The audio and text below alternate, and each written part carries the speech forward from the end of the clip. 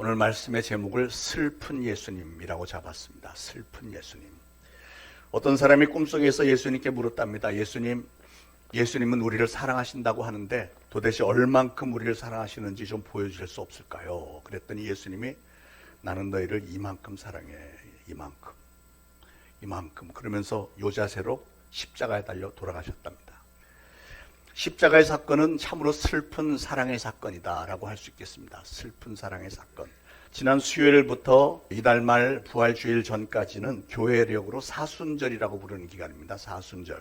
저는 오늘 예수님이 고난당하시고 십자가에 달려 돌아가신 사건을 기억하면서 지키는 사순절을 이제 시작하면서 우리를 그토록 사랑하신 예수님의 슬픈 마음, 예수님이 우리를 사랑하신 그 사랑은 어떻게 보면 정말 슬픈 모습이 많은 그런 사랑인데 그 예수님의 마음을 좀 헤아려 보고 그 마음을 좀 위로해 드리기도 하고 그래서 우리가 더욱더 주님을 사랑하게 되기를 원해서 오늘 말씀을 준비했습니다. 예수님이 오시기 700년쯤 전에, 그러니까 지금으로부터 2700년 전에 이사야 선지자는 환상을 보면서 예수님이 700년 후에 당하게 되실 그 고난을 마치 예수님이 고난당하신 현장을 직접 가까이 따라다니면서 한 장면 한 장면을 다 목격했던 것처럼 생생하게 이사야서에 기록을 해놓았습니다. 놀라지 않을 수 없이 너무나도 정확한 이 예언적인 기록을 볼 때 성경은 과연 하나님의 감동으로 기록이 된 책이구나 하는 것을 다시 한번 점검할 수 있죠. 전해마다 사순절이 되면 우리 예수님의 마음이 얼마나 슬펐을까 하는 생각을 금할 길이 없습니다. 고통스러웠던 것은 말할 것도 없고 또 그 마음이 얼마나 억울하고 슬펐을까 하는 생각이 저의 마음을 사로잡습니다. 여러분, 예수님의 일생은 고난의 연속이었다 해도 과언이 아니겠죠. 예수님은 하나님의 독생자이신데 그 하늘의 영광스러운 그 보좌에서 그냥 내려오셔서 인간의 육신을 입고 이 땅에 오신 그 자체만으로도 엄청난 희생이었죠.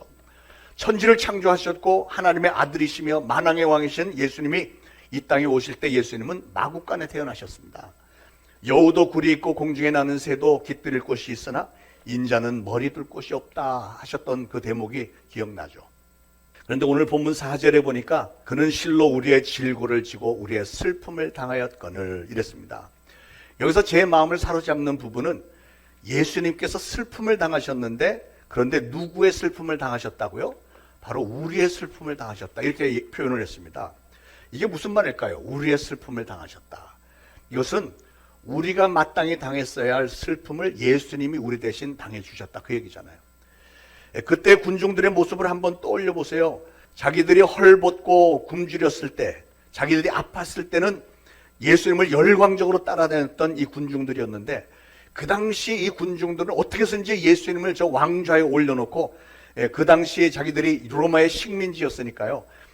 로마 제국의 통치로부터 우리도 자유를 얻고 또 일부 사람들은 나도 덩달아 뭔가 좀 한 자리를 해볼 수 있지 않을까 해서 예수님을 열심히 따라다녔지만 예수님은 자기들이 꿈꾸고 기대했던 것처럼 왕좌에 오를 생각이 전혀 없다는 사실을 알고 나니까 이 사람들이 돌변해갖고 저 예수를 십자가에 못 박아라 하면서 아우성을 쳐댑니다.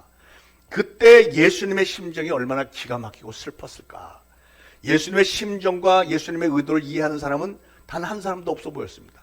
신했던 제자 중 한 사람은 은 30냥의 눈이 멀어갖고 예수님을 은 30냥에 팔아먹었고요. 그리고 그렇게도 열심히 따라다니면서 내가 죽으면 죽었지 절대로 예수님의 곁을 떠나지 않겠습니다 했던 수제자 베드로까지도 자기가 궁지에 몰리니까 난 그런 사람 모른다 부인하더니 나중에는 점점 심해지니까 아예 예수님을 저주까지 하면서 그 자리를 도망쳐버렸고요. 그렇게 해서 결국은 모든 제자들이 다 예수님 곁을 떠나버리고 말았습니다. 그때 붙잡혀갖고 십자가에 달려 돌아가실 때 예수님의 마음이 얼마나 슬펐을까 이런 생각을 하게 되는 거죠. 예수님은 예루살렘 성에 입성하실 때 저 아래 예루살렘 성을 내려다보시면서 뭐라고 하셨어요? 저 예루살렘 성이 장차 돌 위에 돌 하나도 남지 않고 다 멸망당할 텐데 하시면서 그때 눈물을 흘리셨다 그랬습니다. 그러고 보니까 우리 주님의 눈에서는 눈물이 마를 날이 없었습니다. 왜냐하면 우리 주님은 수많은 사람들의 슬픔을 자신의 슬픔으로 삼으셨기 때문에 그렇습니다. 병든 자들의 고통을 외면하지 않으셨고 사랑하는 사람들의 사별을 나 몰라라 하지 않으셨습니다. 아들을 잃은 나인성 과부의 슬픔을 당신의 것으로 생각하시면서 같이 슬퍼하셨고 사랑하는 오빠 나사로를 잃었던 마리아와 마르다의 슬픔에 같이 눈물을 흘리셨던 분이십니다. 하나님을 알지 못하고 하나님을 믿지 못하고 죄 문제를 해결받지 못한 채 그대로 지옥 유황불못에 던져지는 인간들을 보실 때마다 예수님의 마음에는 슬픔이 떠나지 않았던 거죠. 그래서 예수님은 지금 이 시간에도 하나님의 보좌 우편에 앉아서 저와 여러분의 이름을 오른손에 새기고 저와 여러분을 위해서 애처롭게 기도하고 계시다는 겁니다. 예수님은 이사야가 예언했던 대로 이 땅에 오셔서 실로 우리의 모든 질고를 지고 우리의 슬픔을 대신 당해 주신 분이었다는 사실이 지금 이 사순절 기간에 다시 한번 절실하게 묵상하게 됩니다. 이사야 선지자는 예수님이 찔림을 받았다고 그랬습니다. 실질적으로 우리 예수님은 정말 많은 찔림을 받으셨죠. 그가 찔림은 우리의 허물 때문이요 이렇게 말씀했죠. 그 당시 종교 지도자들, 제사장들, 서기관, 장로들, 그들의 음모와 모략들이 예수님 마음을 찔러대는 가시였습니다. 예수님은 로마 병정들에게 붙잡혀 끌려가서는 가시관을 쓰셨습니다. 얼마나 아팠겠습니까?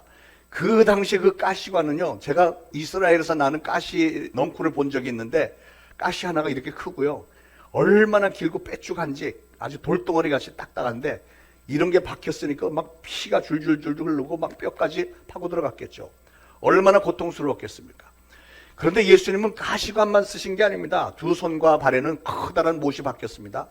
온몸의 체중에 이 손에 박힌 못에 이렇게 매달려 있는 거예요. 그러니까 얼마나 아팠겠으며 시간이 지나면서 못자국이 막 찢어지면서 그 고통이 얼마나 아팠겠습니까? 나중에는 또 온몸에 피를 다 쏟아내려고 커다란 창으로 이 허리를 푹 찔러갖고 막 피가 콸콸 쏟아져 나왔으니 얼마나 많은 찔림을 받았습니까? 이사야 선지자는 또 예수님이 채찍에 맞았다고 그랬습니다. 이사야 선지자가 700년 이전에 보았던 환상대로 실제로 예수님은 39대 무서운 채찍을 맞으시고 나서 그리고 그 무거운 나무 십자가를 지고 골고다 언덕까지 오르셨다는 사실을 기억하시기 바랍니다. 예수님은 또한 많은 사람들로부터 신문을 받으셨습니다. 신문을 받은 횟수를 세보세요. 겟세마네 동산에 붙들려서 제일 먼저 대제사장 안나스의 집에 끌려가서 신문을 받았습니다. 그리고 대제사장 가야바의 집에 또 끌려가서 신문을 받았고, 그 다음에는 사내들인 70인의 공회 앞에서 신문을 받았습니다. 사내들인 공회에서 그들은 거짓 증인들을 세우면서 예수님을 죽이려고 들었습니다. 그러나 그 사내들인 공회는 사람을 사형시킬 권한은 없었기 때문에 그 당시 사형 권한이 있었던 로마의 총독 빌라도에게 또 끌고 가서 신문을 받게 했습니다. 그들은 로마 총독 빌라도로 하여금 사형 집행을 시키도록 계략을 꾸몄습니다. 그런데 빌라도가 예수님을 본 즉시로 이분은 죄가 하나도 없는 분이라는 것을 깨닫기는 했습니다. 그래서 자기가 책임지기 싫으니까 그 당시 유대 분봉왕 헤롯에게 넘겼고요. 그래서 예수님은 헤롯 왕에게 또 끌려가서 신문을 받습니다. 그러나 헤롯 역시도 자기가 책임지기 싫으니까 다시 예수님을 빌라도에게 돌려보냈고요. 이제 빌라도는 어떤 판결을 내려야 하는데 아무리 찾아보아도 예수님의 죄를 찾을 수가 없는 거죠. 그런데 바로 이 6번의 신문이 그날 한밤중에부터 새벽까지 이루어지는 거예요. 그냥 여기 끌려갔다 밤새 잠도 못 자고 그냥 끌려다니는 겁니다. 자, 그럼에도 불구하고 죄를 찾을 수 없음에도 불구하고 하도 이스라엘 대제사장들, 장로들 그리고 수많은 군중들이 하도 강력하게 요구를 해대니까 이 빌라도는 어쩔 수 없이 무리 앞에서 손을 씻으면서 이 사람의 피에 대해서는 나는 무죄하니 너희들이 다 그 벌을 당해라 이러면서 예수님을 십자가에 못 박으라고 그들에게 내어 주고 마는 거예요. 예수님은 마치 도살장에 끌려가는 어린 양처럼 털 깎는 자 앞에 잠잠한 양처럼 묵묵히 끌려갔다는 것이죠. 빌라도의 사형 온도가 떨어지니까 로마 군병들은 예수님을 끌고 가서 옷을 벗기고 자색 옷을 입히고 머리에는 가시면류관을 씌우고 갈대로 홀을 만들어서 예수님에게 들게 하고 예수님을 희롱해 가면서 유대인의 왕이여 평안할지어다 하면서 막 조롱을 해대고요. 침을 뱉고 그 갈대를 뺏어갖고 머리를 예수님을 치고 하여튼 별의별 짓 다 했습니다. 그리고서는 십자가를 지게 하고 골고다로 끌고 갔습니다. 골고다로 끌려가는 그 과정 가운데 수도 셀 수 없이 많은 군중들이 길가리에 나와서 예수님을 바라보면서 수많은 사람들이 예수님을 향해 막 욕설을 퍼붓고 침을 뱉고 이랬습니다. 그런데 여러분 이 사람들이 누굽니까? 이 사람들은 바로 얼마 전까지만 해도 예수님으로부터 병고침도 받았고 그 오병이요 물고기 2마리와 떡 5덩어리로 그 많은 사람들을 먹고 12광주나 남는 것을 체험 목도했던 사람들입니다. 예수님이 이적을 행하고 병을 고치고 귀신들을 쫓아내고 인기가 절정에 올랐을 때는 예수님을 왕으로 추대하려고 들었던 사람들이었고요. 그리고 이 일이 있기 바로 며칠 전에 주일날 예루살렘으로 입성하실 때 종려주일에 이 수많은 사람들이 환영 인파로 나와서 호산나 다윗의 이름으로 오시는 이여 환송하리로다 하면서 예수님을 환영했던 사람들입니다. 그런데 겨우 며칠 만에 사람들의 인심이 이렇게 완전히 돌변한 거예요. 어쩌면 그렇게 의리도 없고 그렇게 쉽게 잊어버릴 수 있습니까? 이렇게 차가운 배신과 수모를 당하면서 예수님의 마음속에는 얼마나 아련한 아픔, 슬픔이 있었을까요? 제가 뉴욕에서 목회할 때 제가 참으로 사랑하고 존경하는 목사님이 제일 마지막 목회지에서 그 교회와 성도들 위해서 12여 년 정말 열심히 목회를 하셨습니다. 한인타운 아주 가장 중심지 좋은 위치에 교회 건축까지 예쁘게 했고요. 그 교회가 제일 마지막 2년 남겨놓고 폭발적으로 부흥했습니다. 성도들이 400명으로 늘어서, 이민교에서 400명은 굉장히 큰 교회입니다. 400명으로 늘어서 예배 시간마다 막 사람들이 꽉꽉 차가고 자리가 모자라니까 막 뺑돌아면서 다 서서 예배드리고, 여름에는 에어컨이 약하니까 막 땀 줄줄 흘려가면서도 꽉꽉 들이찼습니다. 그 목사님과 사모님은 성도 한 사람 한 사람에게 극진히 사랑을 베푸셨습니다. 그분들은 그 교회 2층에 살면서 목회자인지 관리집사인지 구분이 안 될 정도로 고령에도 불구하고 교회 잡일까지 마다않고 전부 다 했습니다. 그런데 은퇴 날짜가 정해지고 후임자가 결정되고 나니까 그동안 그렇게 해도 사랑했던 성도들, 특히 중직들, 장로들부터 시작해서 슬슬 멀어지기 시작했습니다. 이제 은퇴 날짜가 돼서 은퇴 찬화식을 이제 좀 공간이 더 넓은 거기에 금강산이라는 큰 식당 연회장을 빌려서 결혼 그 피로 연장인데 많은 분들을 초청해서 성대하게 은퇴 찬화식을 열었는데 기가 막힌 일이 벌어졌어요. 그렇게 오랫동안 그 목사님에게서 신앙을 배웠고 많은 사랑과 은혜를 받았던 분들 중에 많은 분들이 그 자리에 나타나지 않습니다. 특히 중직들, 장로, 권사, 안수집사 이런 급의 사람들이 나타나지도 않았고 교회를 부흥시키고 퇴직을 하는데 퇴직금도 없고 그날 잔치 비용도 안 대주고 지난 10여 년간 수고 참 많았다며 하는 감사패도 하나 없이 그냥 끝나버리고 말았습니다. 그 장면을 보면서 제가 분개했습니다. 아니 어떻게 이럴 수 있습니까? 그때 그 목사님의 말씀이 아직도 귀에 쟁쟁합니다. 뭐라고 했냐면 괜찮아. 이민교회들은 대부분 이래. 다 먹고 살기 힘들고 바쁘니까 그렇지 뭐. 오히려 형편이 닿지 못해서 하지 못하는 그분들을 불쌍하게 생각하고 그들을 위로해야지. 그게 목회자의 마음 아니야. 그들 자신도 얼마나 마음이 아프겠어. 목회자는 그런 거 다 초월해야 돼. 그런 게 억울하다면 어떻게 목회를 하겠어? 그런 게 억울하다면 예수님은 어땠겠어? 아무리 억울하면 예수님 억울한 거에 비하겠어. 그렇게 말씀하셨어요. 사실 그분은 저희 아버님이었습니다. 사랑하는 여러분, 신앙생활 하는 사람들에게는 깊은 정도 있어야 되겠고 의리가 좀 있어야 되겠어요. 이스라엘 민족들에게는 그런 정과 의리가 없었기 때문에 그래서 예수님을 그렇게 헌신짝처럼 버리고 예수님을 찌르고 예수님을 슬프게 만들고 죽이기까지 한 겁니다. 사랑하는 여러분은 제가 장차 이 교회에서 은퇴하게 될 때 그러지 마시기를 부탁을 드립니다. 우리 사이에 있었던 좋은 일들 많이 있잖아요. 은혜 받은 일들 많이 기억하시고 제 은퇴 찬화 예배는 좀 성대하게는 안 해도 포근하게는 좀 해주기를 주님의 이름으로 부탁을 드립니다. 예수님의 고난의 절정은 아무래도 십자가에 매달린 6시간 동안이었겠죠. 예수님은 양손과 양발에 못이 박혀서 십자가에 높이 매달려 있습니다. 그때 그 고통과 그 아픔 정말 상상만 해도 막 전율이 오는데요. 그 아픔 그 고통을 누가 제대로 알게나 하겠으면 표현이나 할 수 있겠습니까? 여러분, 역사 속에서 인간들이 고안해낸 형벌 중에 십자가 형벌보다 더 고통스러운 형벌은 없다고 합니다. 교수형이나 총살형의 고통은 그냥 몇 초면 끝나는 거예요. 뻥 하면은 2, 3초 그냥 아프다가 그냥 죽으면 끝나는데 십자가는 6시간, 최소한 6시간 이상 거기 매달려갖고 고통 가운데 더군다나 이스라엘 그 광야지대 뜨거운 햇볕 가운데 막 목마르고 피는 다 쏟고 얼마나 고통스럽습니까? 인간의 육체에 가해줄 수 있는 최악의 고통을 6시간이나 경험하고 나서야 죽음에 이르게 되는 그런 끔찍한 형벌이었습니다. 그런데 그런 육신의 고통보다도 예수님이 더 견딜 수 없었던 게 뭐냐면 아버지 하나님이 아들 예수님을 그냥 죄인으로 버리셨다는 사실입니다. 예수님이 숨을 거두시는 그 순간에 외경에 보면 하나님은 고개를 돌리셨다 그랬어요. 그러니까 그 장면에서 예수님은 절규할 수밖에 없잖아요. 엘리 엘리 라마 사박다니, 나의 하나님 어찌하여 나를 버리시나이까? 왜 나에게서 얼굴을 돌리세요? 이렇게 할 수밖에 없는 거예요. 하나님과 사람들 앞에서 완전히 버림을 받고 십자가 위 고통 중에 홀로 남았던 겁니다. 여러분, 사람이 버림을 받는다는 게 얼마나 비참한 일인지 아십니까? 그리고 행여나 사람들로부터는 버림을 받았다 할지라도 그래도 하나님으로부터 버림을 받지 않으면 그래도 괜찮겠는데, 그런데 예수님은 사람들로부터도 버림을 받았고 아버지 하나님으로부터도 그 순간에는 버림을 받았으니 이거야말로 견딜 수 없는 고통 아니었겠습니까?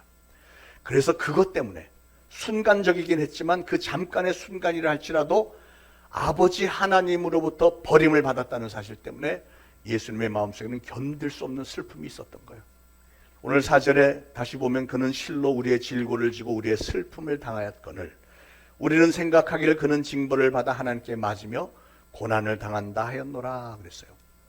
그러나 9절에 가서 보니까 그는 강포를 행하지 아니하였고 그의 입에는 거짓이 없었다 그랬습니다. 무슨 말이냐면 예수님이 고난당하신 것은 예수님이 무슨 죄가 있어서 그런 게 아니라는 거예요. 정작 사형언도를 내렸던 총독 빌라도까지 뭐라고 했습니까? 이 사람에게서 내가 아무 죄도 찾지 못했다 그랬잖아요. 빌라도의 아내도 꿈속에 예수님에 관련된 장면을 보고 깜짝 놀라서 자기 남편 빌라도에게 당신 저 사람에 대해서 아무 일도 하지 마세요. 큰일 나요. 그러나 빌라도는 자기 자신의 정치 생명과 위해서 흥분한 군중들의 요구를 들어주는 쪽을 선택을 했고요. 그래서 결국 빌라도의 재판은 인류 역사상 최대의 오판이고 가장 비겁한 판결이었고요. 자기 정치 생명을 위해서 무지한 예수님을 사형시키기까지 했던 이기적이고 무자비한 재판이었다는 평가입니다. 그러나 그 마지막 순간까지 예수님 곁에 같이 있었던 사람들은 예수님이 어떤 분이신지 분명히 보았습니다. 그렇게 예수님의 사형을 직접 집행했고 예수님의 죽음을 가까이서 목격했던 로마의 백부장까지 뭐라고 고백했어요? 그는 진실로 의인이었도다 이렇게 고백을 했어요. 그런데 여러분, 아무 죄가 없는 예수님이 가장 무서운 그 형벌을 받고 죽으신 이유가 뭘까요? 왜 예수님은 제자들의 만류에도 불구하고 그렇게 될 걸 다 알고 있었으면서도 왜 예수님은 굳이 예루살렘 성으로 들어가셔서 십자가를 지셔야 했을까요? 이사야는 6절에서 이렇게 말했습니다. 우리는 다 양 같아서 그릇 행하여 각기 제 길로 갔거늘 여호와께서는 우리의 모든 죄악을 그에게 담당시키셨도다. 그러니까 예수님은 우리가 지불했어야 할 죄값을 대신 지불해 주신 거예요. 이 개념을 이해시키기 위해서 하나님은 이스라엘 백성들에게 구약시대부터 죄사함을 받기 위해서는 양이나 소를 잡아서 희생의 제사를 드리도록 했습니다. 양이나 소는 자기들이 지은 죄는 아무것도 없지만 죄의 삭은 사망이다라고 하나님이 정했던 법대로 인간이 지은 죄지만 누군가는 자신이 아니더라도 누군가는 그 죄를 대신해서 사망, 죄의 삭은 사망이니까 죽어줘야 되는 그런 법을 정하신 겁니다. 그랬기 때문에 하나님은 구약시대에는 죄가 없는 양이나 소에게 그 죄를 뒤집어 씌웠던 것이고요. 동일한 방법으로 하나님은 예수님이 인류 전체의 죄를 대신해서 희생양이 되도록 하신 것이고요. 그렇기 때문에 하나님은 예수님이 십자가 위에서 고통 가운데 숨이 끊어질 때 얼굴을 돌리실 수밖에 없었습니다. 왜냐하면 그 순간에는 예수님이 하나님의 아들로서 심판을 받는 게 아니고 죄인으로서 형벌을 받는 장면이기 때문에 거기에 대해서 하나님이 얼굴을 그냥 돌리실 수밖에 없는 거죠. 죄는 우리 인간들이 지었지만 그래서 그 죄에 대한 심판도 우리가 받았어야 마땅했는데 양처럼 아무 죄가 없으신 예수님이 어린 양으로 오신 그 예수님이 우리가 받았어야 할 심판을 대신 받은 것이라 그 말입니다. 5절에서 이사야는 계속 말씀했습니다. 그가 찔림은 우리의 허물 때문이요 그가 상함은 우리의 죄악 때문이라. 그가 징계를 받음으로 우리가 평화를 누리고 예수님이 징계를 받음으로 우리가 평화를 누렸다 그랬어요. 여기에 담겨있는 중요한 뜻이 뭘까요? 죄를 지은 후에 우리 인간들은 하나님과 멀어졌습니다. 왜냐하면 하나님은 공의로우신 분이기 때문에 죄와는 함께 하실 수가 없는 거예요. 죄인된 우리 인간은 하나님 앞에 나갈 자격조차 없는 겁니다. 우리 하나님과 우리 사이에는 그래서 건너갈 수 없는 담장이 생겼고 하나님과 교제할 수 없는 우리 인간의 삶 속에는 진정한 평화라는 게 없어져 버리고 만 거죠. 그러나 예수님은 우리의 모든 죄를 대신 지시고 우리 죄에 대한 징계를 대신 받아주셨고 그 사실을 하나님의 독생자 예수님이 우리에게 거저 주시는 구원의 사건으로 믿고 그 예수님을 나의 개인적인 구원주로 영접하기만 하면 우리의 죄는 깨끗하게 씻김을 받고 하나님은 그 이후로는 우리의 죄를 기억조차 하지 않으시고요. 하나님과 인간 사이에 막혔던 담이 헐어졌고 하나님과의 관계가 다시 회복이 되어지고 이제 하나님과 우리의 사이에는 진정한 평화가 있게 되었고 그렇게 되고 나니까 우리의 삶 속에는 평화가 회복이 되는 겁니다. 그게 바로 그가 징계를 받음으로 우리가 평화를 누렸다고 하는 말씀의 뜻입니다. 예수님의 고난과 죽으심은 하나님이 보시기에 우리 모든 인류의 죄에 대한 대가를 지불하기에 충분했습니다. 왜냐하면 예수님은 천지를 창조하시고 우리 인간을 만드신 창조주 하나님이시니까요. 그분이 나의 죄를 대신해서 죽어주신다는데 그거보다 더 큰 재물이 어디 있겠습니까? 인간의 죄에 대한 하나님의 고민은요, 본질이 사랑이신 하나님이 하나님의 법을 어기고 범죄한 인간들 그냥 다 죽여버리기는 너무 무자비한 것 같잖아요. 더군다나 하나님의 성품인 사랑이 그것을 용납하지 않는 겁니다. 또 그 반대로 죄인들을 그냥 무조건 다 용서해 줬다가는 하나님 자신이 제정해 놓으신 법을 지키지 않으시는 일이기 때문에 공의롭지 못한 일이 돼버리는 거예요. 우리 하나님은 공의로우신 분이시고 사랑이신 하나님이기 때문에 이 공의와 사랑을 충족시키려면 이 방법밖에 없는 겁니다. 하나님은 태초에 에덴 동산에 아담과 하와를 만드시고 그들에게 법을 한 가지 선포하셨죠. 너희들 이 동산에 있는 모든 실과는 다 먹어도 좋은데 저 동산 중앙에 있는 저 선악을 알게 하는 나무의 과실은 절대 먹으면 안 된다. 너희가 저 선악과를 먹는 날엔 너희가 정령 죽으리라. 반드시 죽을 것이라고 법을 정해 놓으신 겁니다. 그러나 훗날 인간들이 이 법을 어기는 죄를 범했을 때 하나님은 그들의 죄를 벌하셔야만 됐고 먹는 날엔 너희가 정령 죽으리라 하셨던 대로 그 법을 지키셔야 했던 겁니다. 그러나 하나님은 우리 인간을 너무 사랑하시기에 그들을 차마 죽도록 그냥 내버려 두실 수가 없어서 그래서 결심하신 게 뭐예요? 저 인간들에게 살 수 있는 길을 만들어주고 그 죄에 대한 형벌은 내가 지겠다. 하나님이 우리의 죄에 대한 형벌을 대신 지신 겁니다. 그래서 내가 대신 짊어지고 죽어주지. 그리고 그 대신 그 사실을 분명히 믿고 그 예수 그리스도를 나의 구주로 영접하는 사람에게는 그 죄가 사함을 받는다, 용서함을 받는다는 법을 정하자, 이렇게 정하신 겁니다. 그리고 실질적으로 하나님은 당신이 직접 모든 형벌을 다 받아주신 겁니다. 이게 바로 십자가의 구속 사건입니다. 바로 그 일을 이루기 위해서 예수님은 예루살렘 성에 들어가셨고요. 바로 그 일을 기억하면서 우리가 지금 40일 동안의 사순절 기간을 지키는 겁니다. 여러분, 우리는 분명히 압니다. 예수님은 하나님의 아들이시고요. 그래서 그 예수님만이 우리를 구원하실 자격이 있으신 분이고, 그분은 실제로 2000년 전에 이스라엘이라고 하는 우리 인류의 시간과 공간 안으로 들어오셨고, 실질적으로 온갖 고난을 다 당하셨고, 마침내는 십자가에 달려 죽으신 분이시라는 사실을 우리는 분명히 믿습니다. 그런데 사랑하는 여러분, 여러분은 아십니까? 지금 예수님은 이 시간에도 하나님의 보좌 우편에 앉아서 우리를 바라보시면서 몹시 슬퍼하고 계시다는 사실이에요. 왜요? 무엇 때문에 슬퍼하실까요? 지금 이 땅을 보세요. 지금 이 땅에 살고 있는 수많은 사람들 가운데 구원받지 못한 영혼들이 얼마나 많습니까? 너무나도 많은 영혼들이 구원받지 못한 것을 보시면서 슬퍼하고 계시다는 것이고요. 또 한 걸음 더 나가서는 하나님의 자녀라고 주장하면서도 여전히 죄에 빠져 사는 인생들이 너무나도 많기 때문이라는 거예요. 우리는 주님으로부터 은혜를 먼저 받은 사람들로서 이제는 우리 주님이 더 이상 슬퍼하지 않고 오히려 기뻐하시도록 만들어 드려야 되지 않겠습니까? 저는 목회를 하면서 한 영혼이 천하보다도 귀하다는 말의 뜻을 조금씩 더 실감을 하게 됩니다. 세 가족이 하나씩 둘씩 늘어날 때 주일날 이렇게 설교하는 중에 못 보던 얼굴이 저 뒤에 딱 보인다. 그러면 막 두근거리기 시작하는 거예요. 세 가족이 왔네. 저분이 어떻게 해서 오게 됐을까? 우리 교회에 정착하게 될까?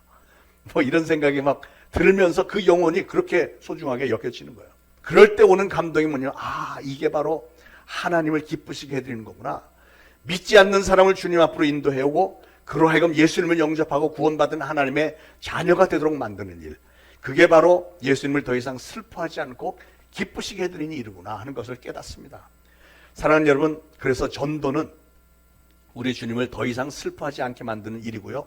오히려 우리 주님을 기쁘시게 만들어드리는 일이고, 그래서 우리가 반드시 해야 되는 사명입니다. 사명. 앞으로 더욱 열심히 전도하시기 바라고요. 이 자리에 혹시라도 아직까지 구원의 확신이 없으신 분이 계시면, 아직까지 여러분이 예수 그리스도가 내 죄를 대신해서 죽어주셨기 때문에 내가 그분을 나의 주님으로 모신 적이 없는 분이 계시다면 오늘 말씀을 들으면서 여러분의 마음에 좀 변화가 와서 그 예수님을 여러분의 구원주로 영접하셨기를 간절히 바랍니다. 혹시 아직도 그게 안 되셨더라도 가시는 길에 이 말씀을 묵상하시면서 또는 영상 유튜브에 올릴 텐데 유튜브에 올라간 영상 설교를 계속 들으시면서 반드시 정말 한 분도 빠짐없이 예수 그리스도만이 우리의 구세주이고 천국으로 가는 길이고요. 우리의 중보자라는 사실을 분명히 믿고 영접하시기를 예수 그리스도로 간절히 축원을 드립니다.